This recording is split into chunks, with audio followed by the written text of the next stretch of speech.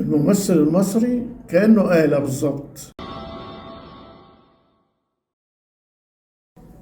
النهارده بقى عايز احكي لكم حكايه عن حاجه قديمه قوي كده، كانت مسرحيه طلعنا بيها احدى الدول العربيه. كانت المسرحيه دي بتتكلم عن معاناه الشعوب العربيه.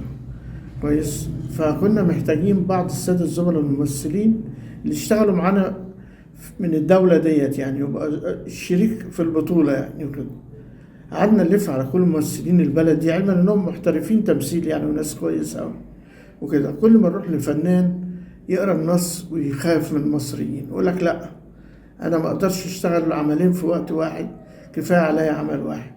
واحد تاني وكانت مفاجاه يعني، قال لي ايه يا اخي، شو انتوا آليين، انتوا بتقدروا تشتغلوا عمل واتنين في اليوم الواحد، احنا ما بنقدر وكده. قعدت اتحايل عليه، والاخر بعتني عند ممثل زميل تاني.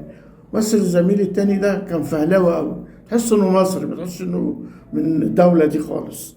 كويس. مسك النص وقراه وجا حضر معانا البروفات، وكان ساعتها المخرج الله يرحمه محمود ابو جليله، الله يرحمك يا محمود. كويس. وكانت الورق ده كان تأليف سمير سيد المؤلف. كويس. واشتغل معانا كأنه مصري بالظبط.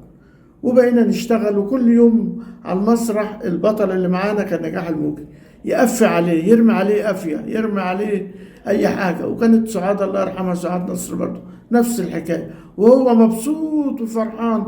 لو كان واحد مصري كان زمانه اتخانق معانا وعمل لنا ألف مشكلة، وعايز أروح وعايز أرجع وكده. واندمجنا ونجحنا وعرضنا كام يوم وحققنا اللي احنا عايزينه، والحمد لله. وهي الذكرى من الذكريات.